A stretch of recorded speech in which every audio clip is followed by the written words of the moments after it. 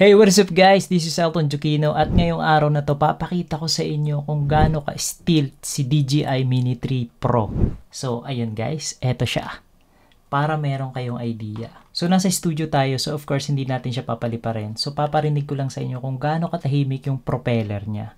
So, ayun guys, eto. Just wait for a minute to load this one para marinig nyo kung gaano siya katahimik. Okay, here we go. So, ayan.